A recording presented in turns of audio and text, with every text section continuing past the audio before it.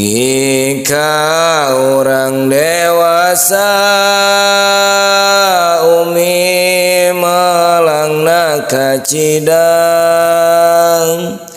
sieun anakna cilaka tetoat kana agama.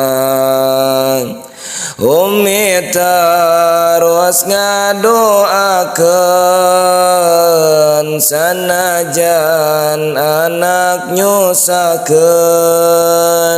Umi teu liren ngadoa sanajan anak doraka. Di waktu umi teu damang anak man teu hariwang.